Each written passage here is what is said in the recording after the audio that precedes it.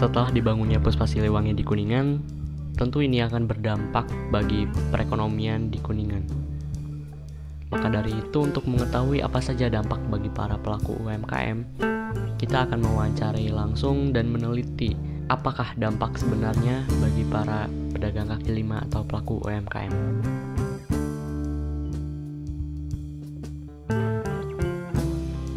Jadi karena ada pembangunan Puspa Siliwangi di Kuningan, para pedagang di Jalan Siliwangi direlokasi dan dipindahkan ke Puspa Siliwangi Kuningan,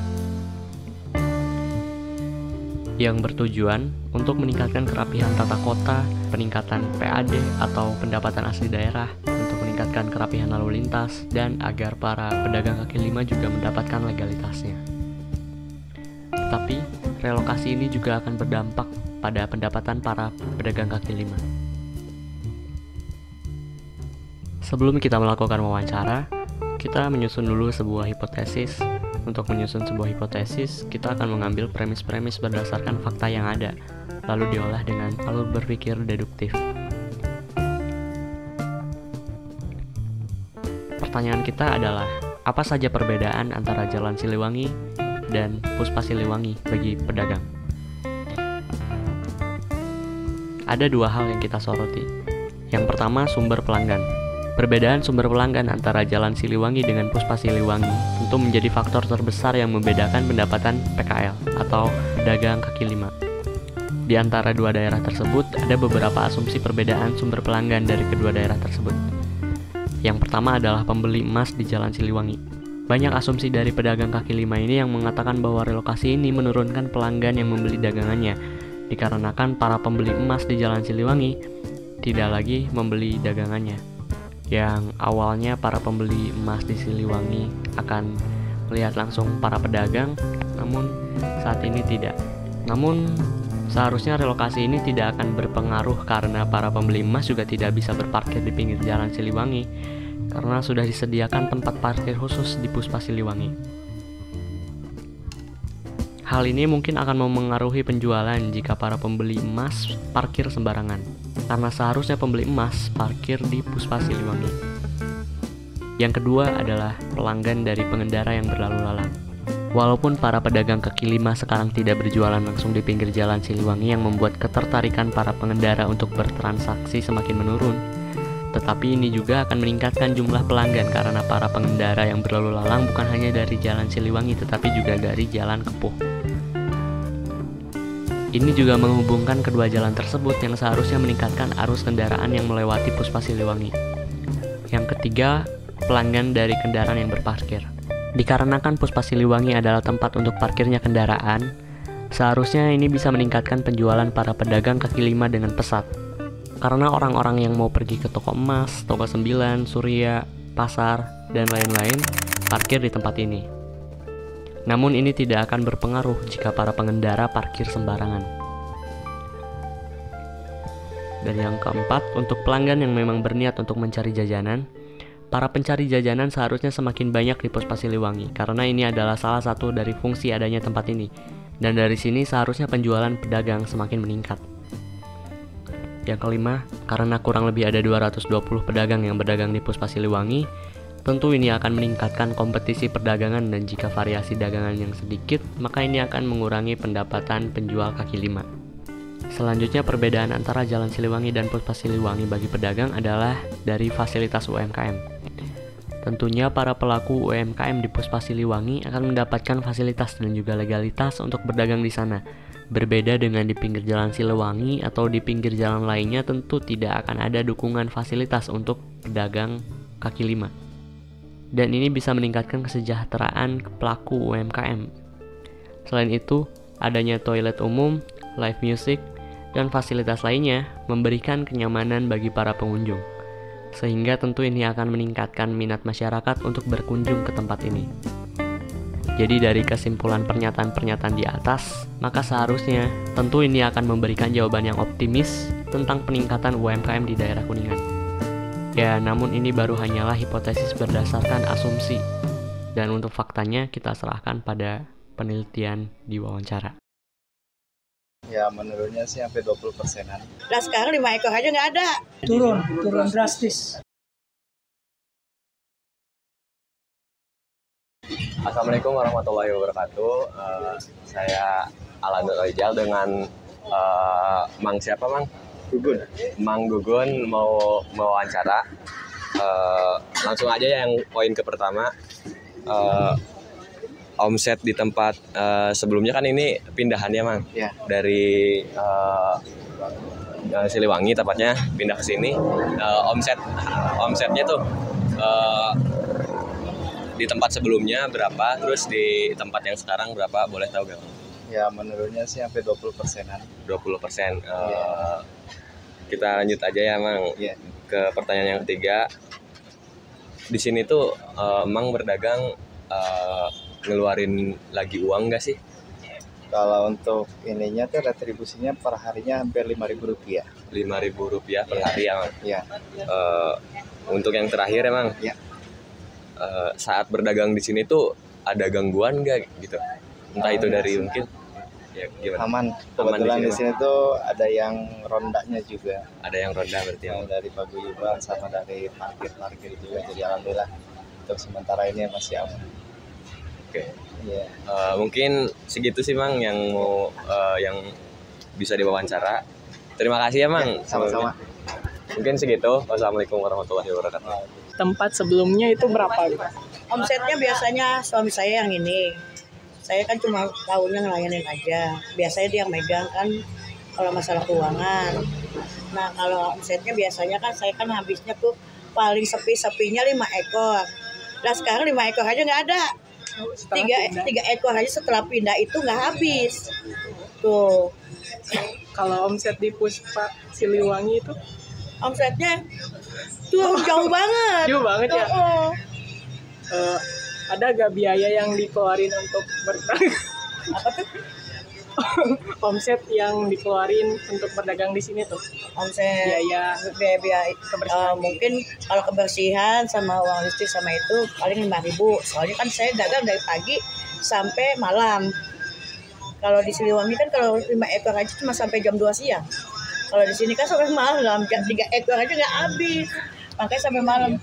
Makanya itu dikeluarinnya omset buat pengeluaran paling yang pokoknya aja ya buat ini aja ya tempat ya 5.000. Belum kita kalau makan sama jajan itu belum termasuk.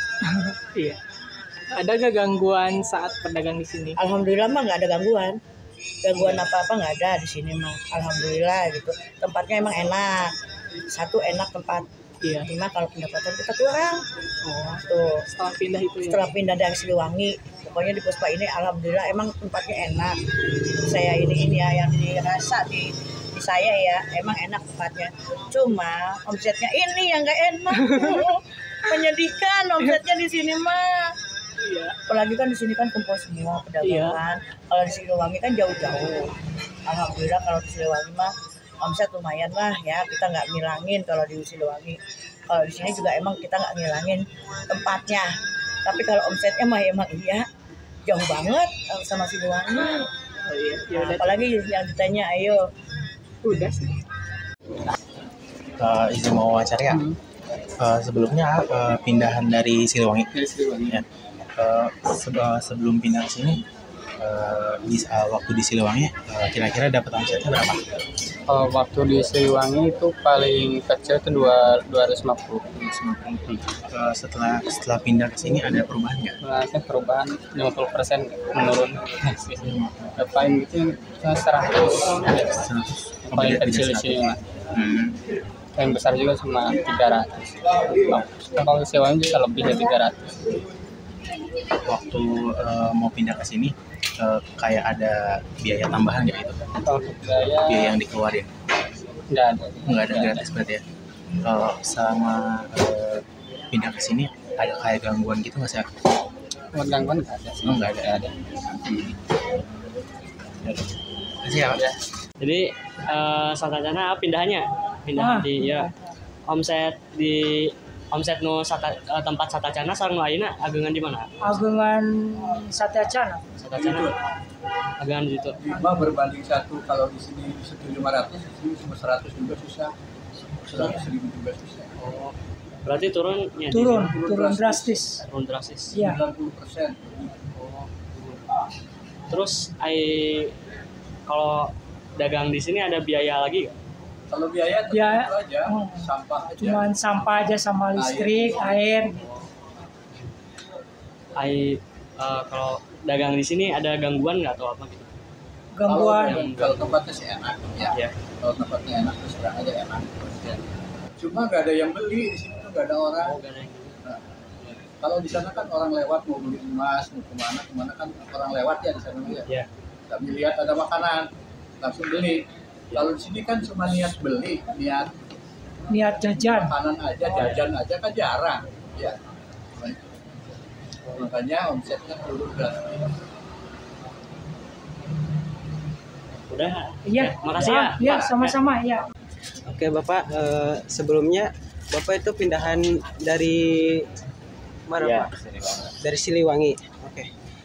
Sebelumnya omset di tempat ini sama di tempat lama gimana Pak? Baru, soalnya saya tahunya di sini, kalau di Siliwangi yang punyanya. Saya tidak tahu saya. Terus Bapak, adakah biaya yang dikeluarkan untuk berdagang di sini? Ada. Kira-kira berapa Pak? Adakah gangguan saat berdagang di sini Pak? Gak ada.